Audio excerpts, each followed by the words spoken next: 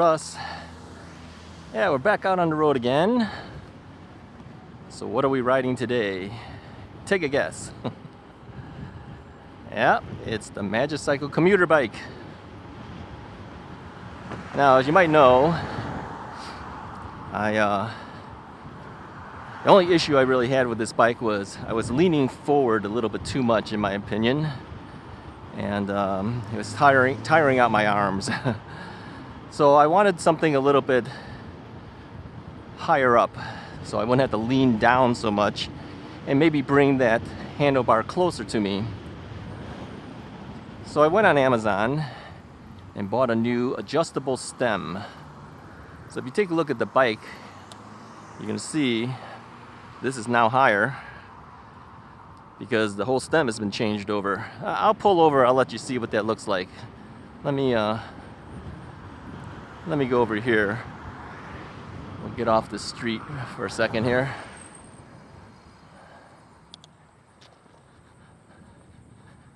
Let me show you what I did here.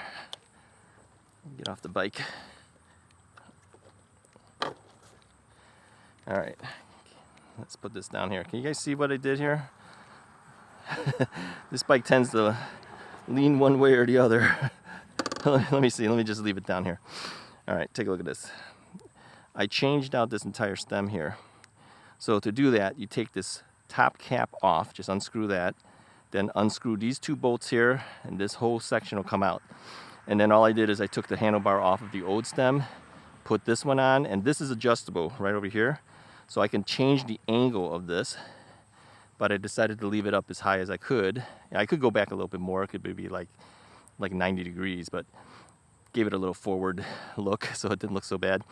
But that gave me the rise that I needed, and then also it's closer because it doesn't stick out. It's coming inwards toward me. So,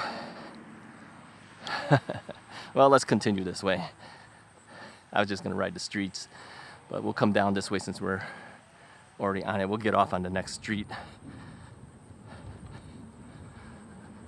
So, yeah, it feels a lot nicer to me because, you know, I have my saddle adjusted so that I have decent leg extension, and because it's so high up,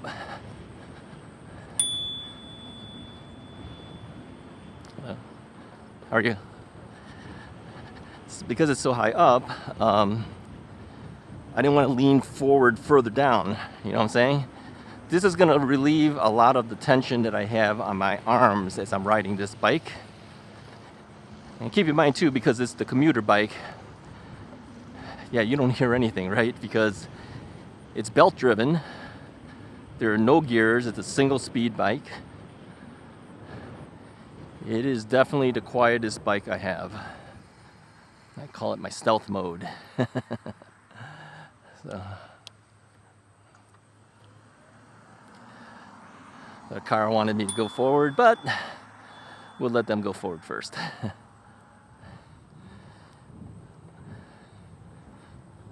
So the alignment, I think I have the handlebar a little bit tilted, a little bit too much to the right. So I'm gonna need to make an adjustment next time I get home. I kind of eyeballed it, so it's kind of leaning this way. It needs to be straightened out a little bit more.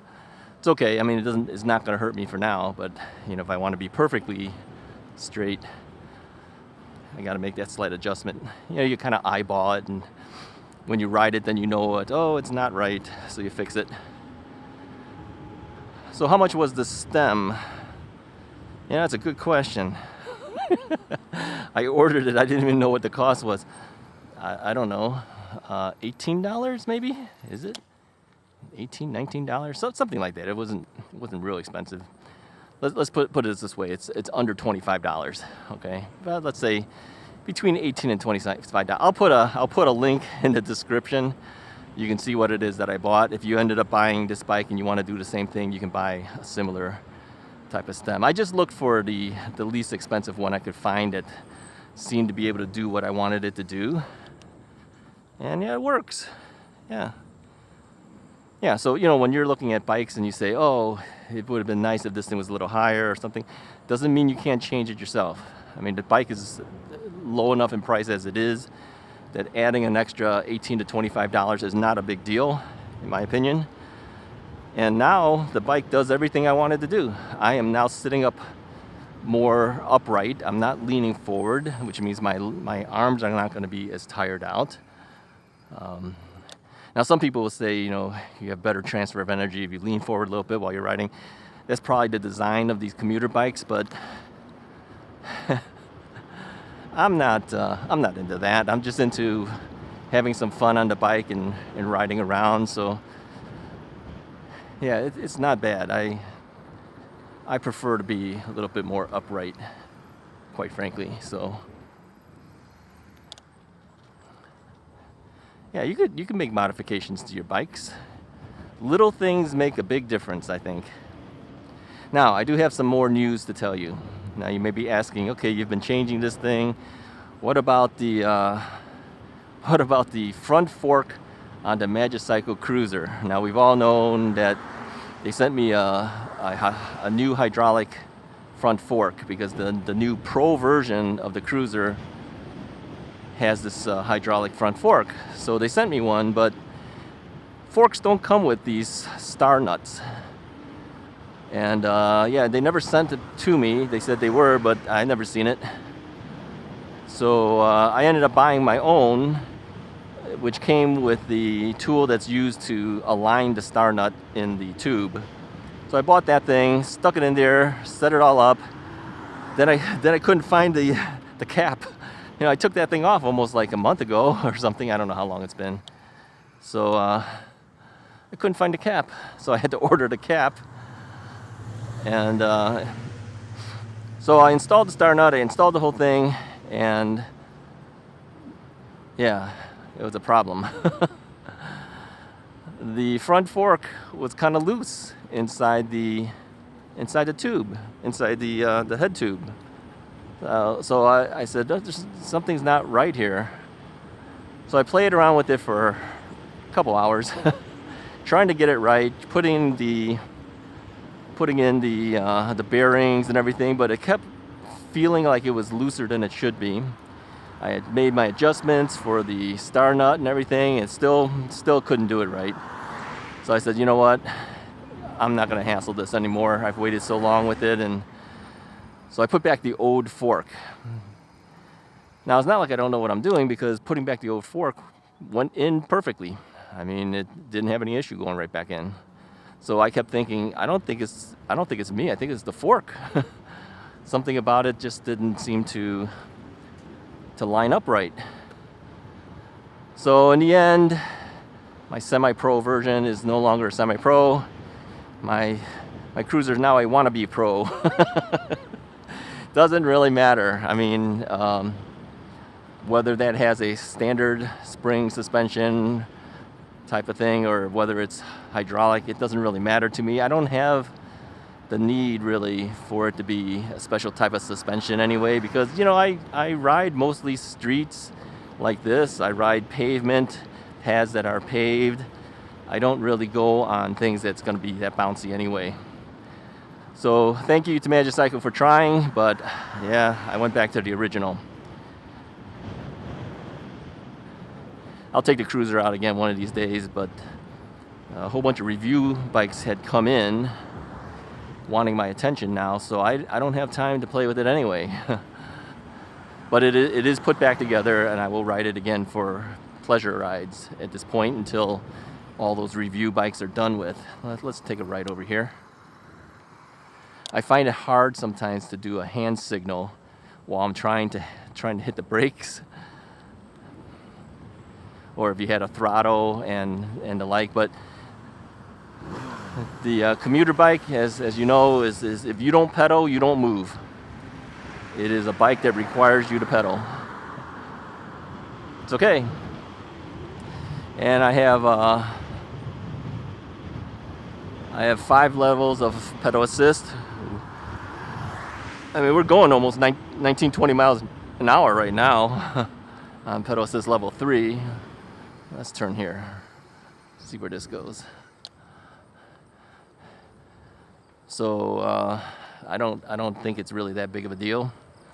that there's no throttle on this one. You know, a couple of people have mentioned that, well, that's a killer for me. If there's no throttle, I'm not interested in the bike.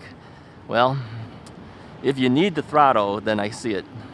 If you don't need the throttle, then yeah, try a bike like this. I actually really like this bike. I tell you, smile comes to my face when I pull this bike out because it's so lightweight. I feel like I'm riding a regular bike that's not an electric bike, even though it is. Nobody can tell I'm riding an electric bike unless they're, okay, maybe if they see the display screen or if they saw the little extra wiring I have in the front. But going by them really fast, they're not going to notice that. They're not going to see it. So hopefully you don't get comments from people when you're riding an e-bike because they can't tell. That's the beauty of it all. Some people ask me about, do you notice any ghost pedaling? Yeah, you do a little bit. You do. When I'm doing 20 miles an hour on this bike, I can feel there's less resistance. So you do feel like you're ghost pedaling, but you know, you're keeping your legs moving. I don't have to push it as hard. If I wanted to, I can just drop it down to pedal assist level 2. And then if I want to, you know, go faster, then I would have to pump harder. Or I could jump it down to pedal assist level 1 and then pump harder. But hey, I'm not a glutton for punishment for myself. I'll probably always either be in 2 or 3. 4 and 5, too much. I don't think I really need it. I don't think I want to really do it. And saving a little bit more in terms of battery, yeah, forget it. So I find myself on 1, 2, and 3 on this bike most of the time. Today is a Sunday. Came back from church. My wife is doing some extra work at home. So I says, well, I'm on my own. I'm taking the bike out. So I was debating which bike should I take and what should I do today. And as you know, on Saturdays and Sundays, I really try to avoid any type of path because there's just too many people on those things. You know, a lot of people don't like riding the streets. I kind of like riding the streets. I do. Even if it's the same neighborhoods over and over, whether I ride up and down the neighborhood here or whether I'm on a path, I'm still riding. It doesn't really matter to me. Now for you guys, you might like the look of the paths versus maybe the look of streets, but yeah, it's okay. And yeah, I know, I still do the rolling stop. No need to mention that.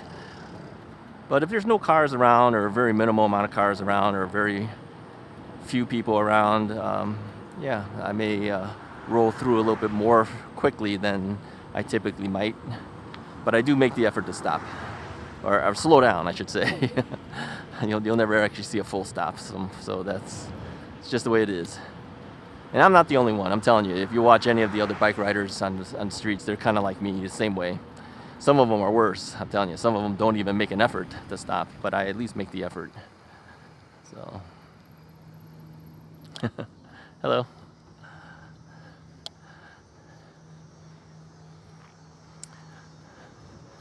Yeah, those pedestrians are waiting for me to pass. So, you know, do you do a full stop and make them wait even longer? Nah. Why? There's nobody around. There's no cars. So you do your slow down, you acknowledge it, you move on. That's how I see it. Ride around. Keep my knees moving. Yeah, speaking of the knees are doing pretty well now. You know, I had the knee replacement done, and I think it's a day or so away from 3 solid years since the knee replacement was actually done on me. It was in September. I think it was September 19th when it was done. What is today's day? I don't even know what the date is today. This is the problem when you're retired. Sometimes you just don't know what date things are and what the days are even. Sometimes I don't even know if it's a Monday or Tuesday or Wednesday. I really don't know. I don't seem to pay much attention to it anymore.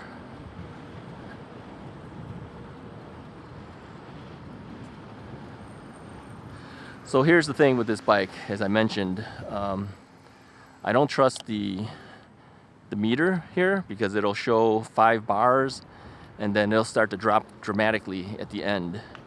So we know that when I rode this bike before, what did I get? 22, 23 miles? I think it was 22, something like that.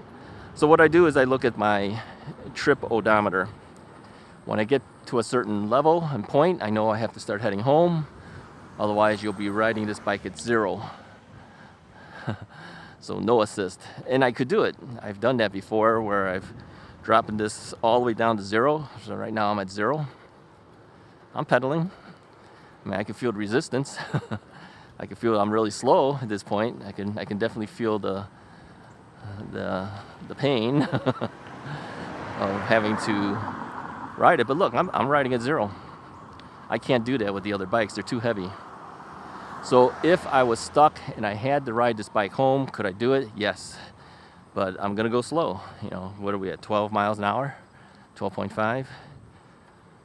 Now, if you want to get a workout, buy this bike. Because you could pedal at 0. I mean, look, I'm a heavy guy, 255 pounds. I'm 63 years old, 5'10". I'm pedaling at 0. We're going up a hill a little bit now. So yeah, I'm kind of suffering through right now. But could I do it? Yeah, I could if I had to. I'm not gonna. I'm gonna move this thing up. Let's move it back up to 3 and move up. Move a little faster.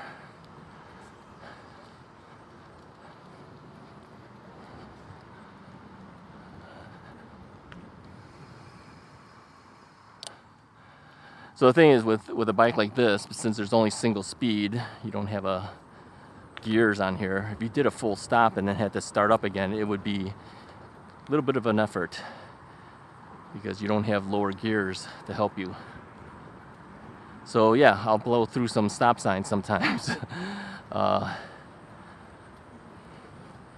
because I know that the full stop would be really kind of difficult. And if you have stop sign every 2-3 blocks, it would be a little bit of effort. So yeah, this new stem is really nice. I don't feel tired out. I'm not leaning forward. I'm kind of upright at this point. So this was a good height. Good height. Good more forward, not forward, more angled towards me rather than sticking out further. Yeah, now it's a real pleasure to ride. Magicycle dropped this $500 off of their list price. Go on their website, you can see what the price is. Now, if you want to buy one and you want to help me out, use the affiliate link in the description of the video. Do not go directly to Magicycle's site. I get credit when you use that link, not when you use the codes, okay? The codes help you, saves you money, but the link helps me. So if you want to help me out, use the link to get there and then apply the code. Now, this is a less expensive bike, so the Russ 1 code may not work, but they do have a discount going on the bike already right now. So you can save the money that way, but still help me out by using the affiliate link. Now, you might notice that I've been putting that notice on all the videos now as a little graphic. It's a lot easier than having to talk about it all the time. So I figured you'll see that on almost every video now, because it's just a reminder for people that want to help me out. And I do appreciate a lot of you guys have helped me out a lot. Thank you so much. I really appreciate it. It does help me out as a retired person. Those little bit of commissions here and there for sending you to their site, it does pay off. It does help me quite a bit. So thank you.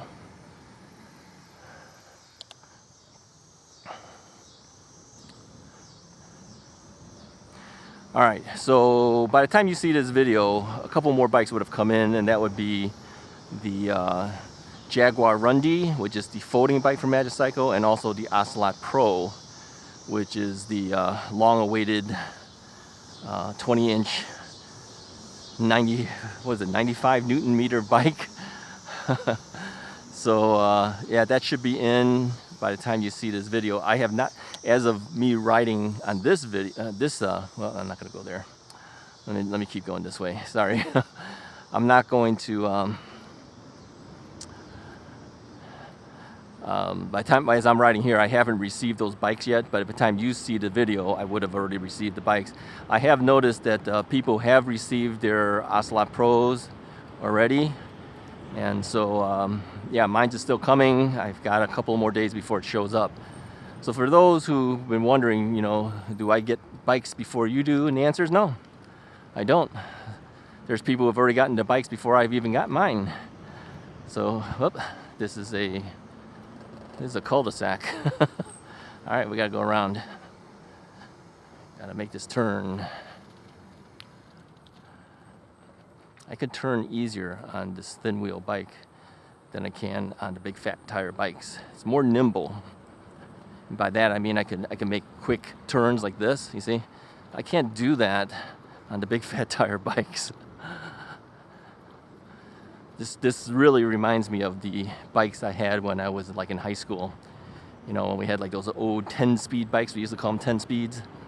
Yeah, thin tires, right? There's 1 1/4 inch tire, 26-inch size, 27-inch on this. 27-inch by 1 1/4 wide. I pump it up to 50 pounds per square inch of pressure. I think it takes a little more if you wanted it to, but I do 50.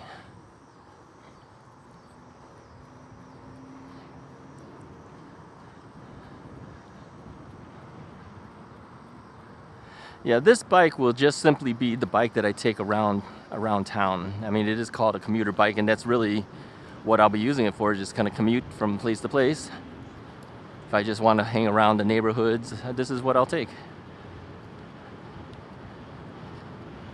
If I'm going to go some distance, I know I only have 22 miles on this battery, and then I'll take another bike.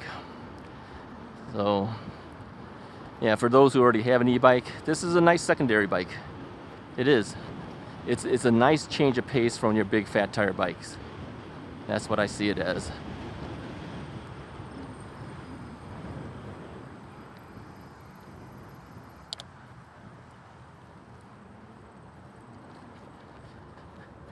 So I've done 6.1 miles on this bike since I pulled it out for this ride. So will I take it to 22 miles? I don't know. Maybe. Depends on how I feel like doing it. I'm not tired. I think the only time I felt a little bit of tiredness was when I was riding it at 0. But I'm riding it at 3 assists right now. So I'm moving at a good clip. I'm doing, 17 miles? Almost 18 miles per hour, which is what I usually do when I'm riding my big fat tire bikes. I think, I don't know where I am again. I'm back at this roundabout here. This is the problem. As I'm talking, I'm not really looking at the street signs or the streets. I'm just riding. Back at the same spot. These guys are going to say, what is this guy going back and forth here for?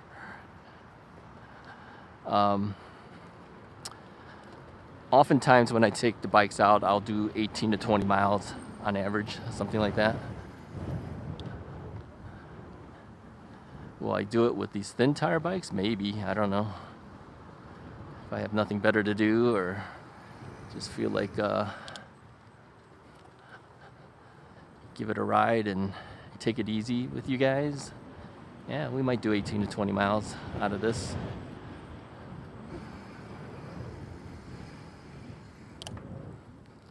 Now you can hear the brakes. If any type of noise you'll hear the brakes as I apply it.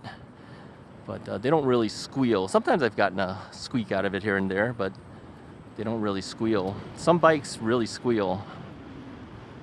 This one you just hear the brake pads being applied.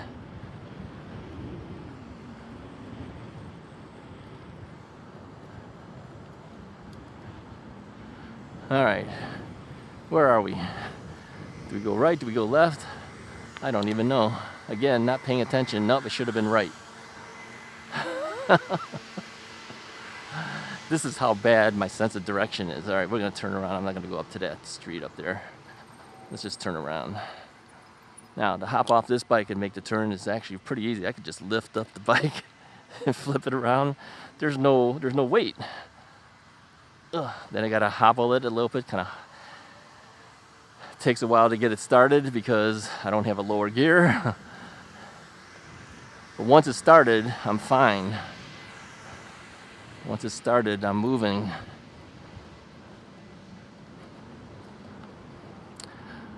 All right, this is a dead end as well. So I guess you had no choice but to go there. This is not the same dead end because it's not the same cars. Seems like this area, there are a whole bunch of just cul-de-sacs. It's all cut up. It doesn't let you go through.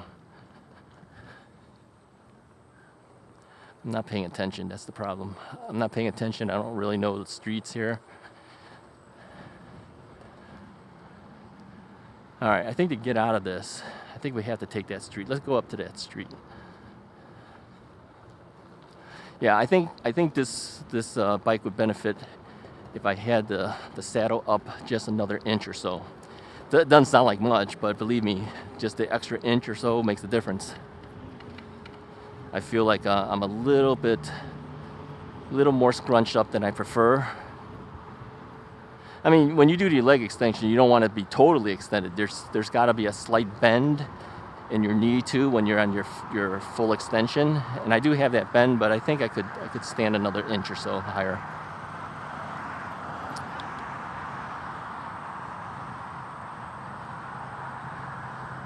If you have everything adjusted properly, it does help you. It makes you more efficient in your pedaling. And I know a lot of people don't want to be too high up. They feel like, oh, okay, now you got to really hop off the. All right, here we go. You feel like you really do have to hop off of the bike whenever you stop and everything. You know, you're gonna hop off of it anyway, and then it's harder to get up on top of it. Yeah. You lose something, you gain something else. So what's the weather today? It's about 85 degrees out. It's really not the coolest weather that I prefer, but as long as I'm moving forward and there's a little bit of wind hitting me, it's not so bad. And as you notice too, for the last couple months, I've been riding with a shirt on with the long sleeves. And the reason for that is because I've been getting so suntanned from even earlier in the season that if I don't at least do some type of protection like that, it's not going to be good for my skin. Now, my face doesn't get that protection. My legs don't get. It's kind of funny if you look at.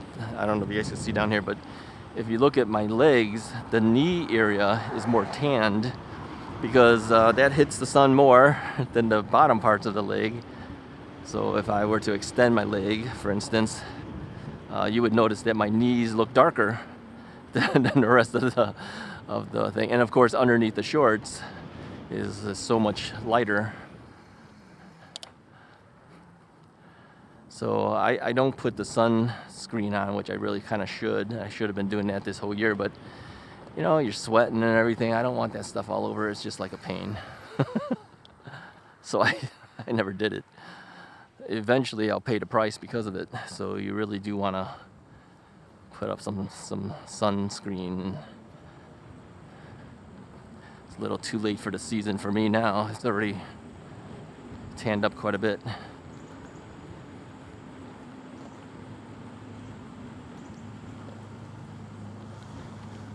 We do the head nod. So yeah, we're on a path right now. I figured, well, why not?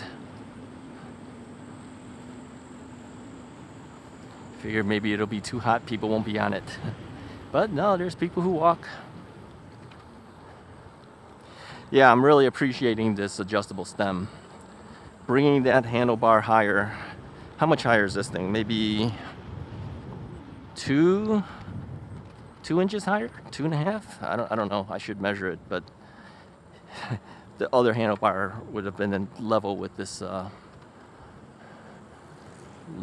part of the stem. It would just go straight across. So it rises a decent amount of height. That makes a huge difference to me.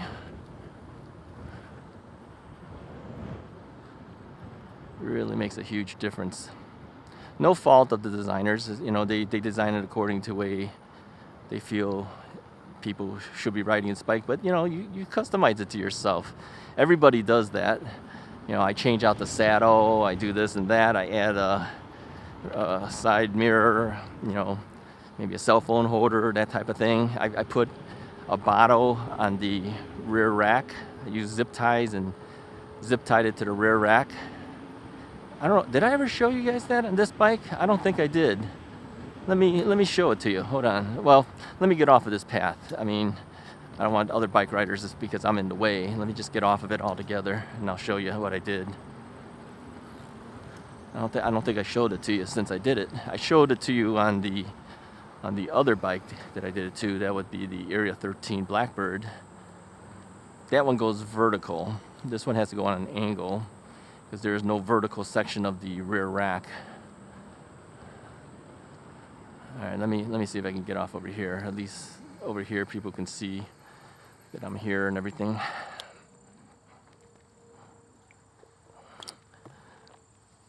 All right. Yeah, this thing kind of flops around.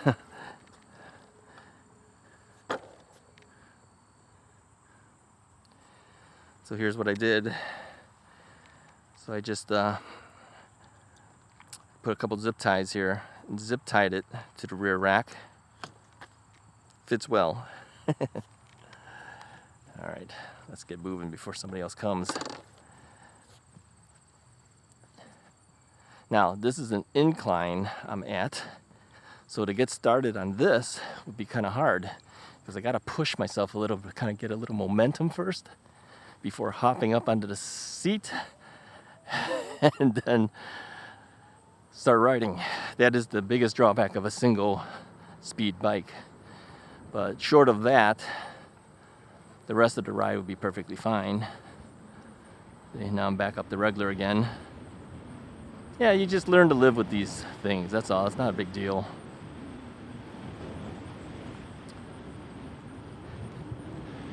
People did ask about the batteries. What happens when the battery dies? You know, I mean, in the sense of it's been several years now and the battery's no longer good. What do you do then? Well, I asked Magicycle about that. They said that you can get a battery from them. I mean, that's what they say. I can't guarantee it's going to happen, but that's what they say. And any competent bike shop would be able to put it together for you. Now, the problem there is not every bike shop wants to work on bikes they don't sell, especially electronic type stuff. So I think if you were to do that, you would need to find a service that would do it for you. I don't know whether I would want to do it myself. Okay, I could probably do it myself. People said, you know, you know more about bikes than the average person. That is true. That is true. I do know more about bikes than the average person, but I'm not perfect at it. I mean, I never built my own bike. I never did anything. I just had an interest in bikes for a long, long time. I've worked on things myself. But even so, for the average person, they may want somebody else to do it. They may not want to mess with the electronics themselves. So you got to find somebody. That's why I always keep saying that if somebody were to open a portable e-bike service, they'd probably make a mint. I'm not kidding. People have told me to do it. I'm not interested. I'm already retired. I don't need another business to have to deal with. I used to run my own company before. I don't need to do it again. But I'm saying, you know, somebody who's younger, who wants some type of good job, if you're good at that stuff, yeah, open something like that up, you probably do well.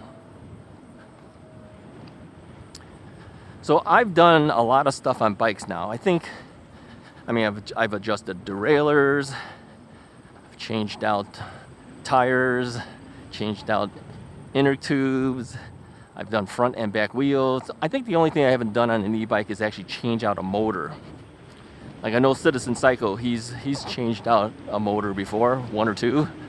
I've never done that. I really don't intend to do that. I'm not that into it where I want to, you know, modify the motors and everything like that. I really don't want to do that. But short of motor changes and stuff, I've probably messed with almost everything else on a bike. So if I had an issue, could I fix it? Yeah, I probably could. And the motor, if that had an issue, could I swap one out? Probably could. Even though I haven't done it yet, I'm pretty sure I probably would know how to do it once I mess with it. But yeah, I really don't want to. I think that'd be a little bit more involved.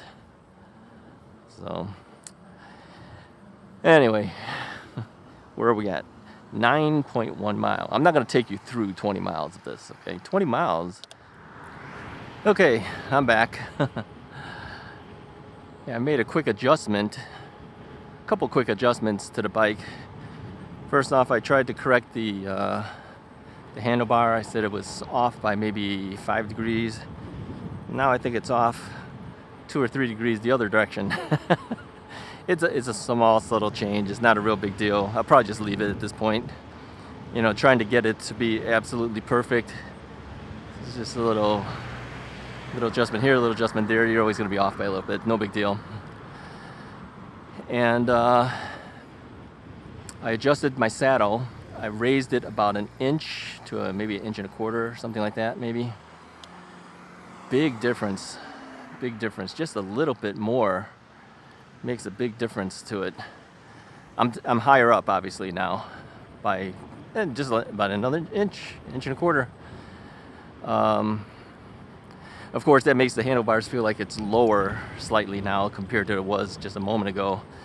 But I think I'd rather have the better extension while I'm pedaling. And I also pumped in more air in the tire. Now, I didn't check the tires before I took it out. And I usually have it at 50 pounds per square inch. The rear tire was down to 37. The front tire was down to like 30. I mean, it lost that much pressure. I hadn't taken this bike out since the last review of the bike. So it's probably been over a week and a half, maybe longer. And yeah, it already lost that much air. I find it whenever tires and inner tubes are fairly new, it tends to lose a little bit more air initially, and then it starts to even itself back out. But you always do lose some. Even my big fat tire bikes, you know, I'll wait several days, check it again, and it's down 1.5 pounds. But even for that, that's only 20 pounds of pressure I put in on the fat tire bikes. I don't have like 50 pounds of pressure on that, but these thin tire bikes, it is. And then again, for a guy like me who's fairly heavy, having a little stiffer tire makes a big difference in the efficiency of the ride. So right now, I would say I'm riding better now than I did just a moment ago when the tire pressure was a little low and the saddle was a little low as well.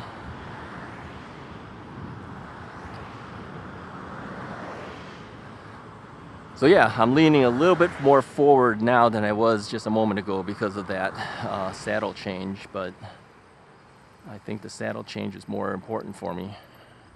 I don't know what this guy's doing here, but nobody's moving, so I'm just going to go around him.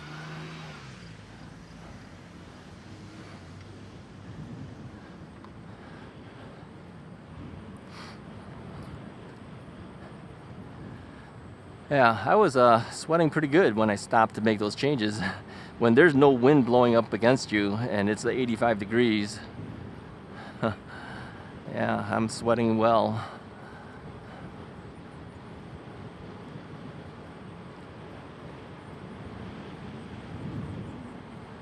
But you know, I'm not doing anything special today. I'm just riding around the neighborhoods, just putting in some mileage.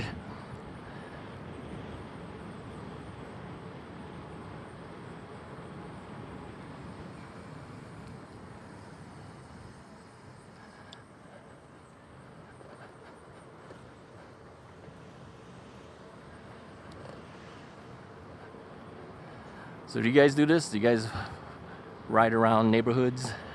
You know, if you're not going to be on a bike path, ride around the side streets, you know, residential neighborhoods, that's probably the safest place you could be on. And quite frankly, there's a lot less people, a lot less bikes to contend with. When you're on an actual path, you're contending with walkers, joggers, bike riders, skateboarders, rollerbladers. On the long run, I think riding on the street is actually better. Yeah, okay, the scenery is kind of nice being in the forest preserves and the like, but if you're just riding for the sake of riding, I kind of prefer this. There was a time I didn't like riding on the street. Always a little scared that, cars are going to come up and get you, and while you need to be aware of them,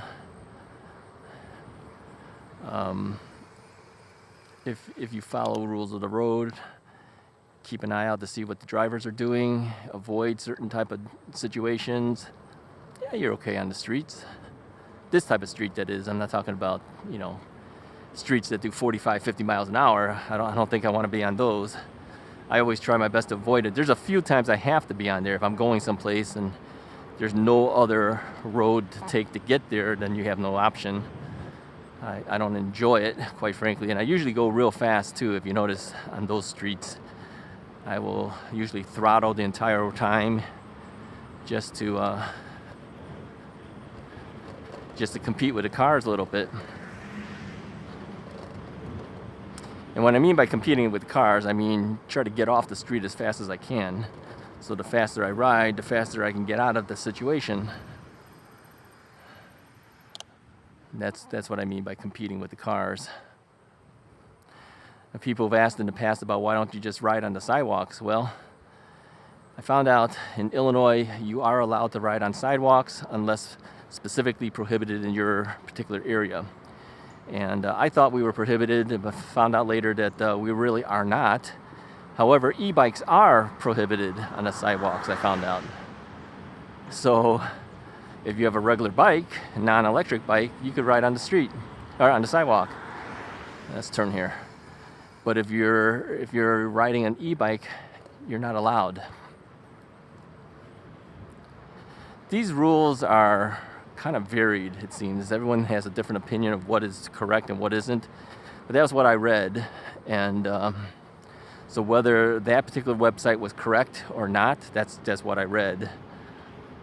I personally don't like to ride on the sidewalk if I can avoid it because, I go relatively quickly. And if I was zipping by there at 19, 20 miles an hour, I don't think the people would be too happy that I was on the sidewalk, quite frankly. So I ride the streets. This kind of street is not that bad, really. It's not that dangerous. And especially now on a Sunday, nobody's out right now.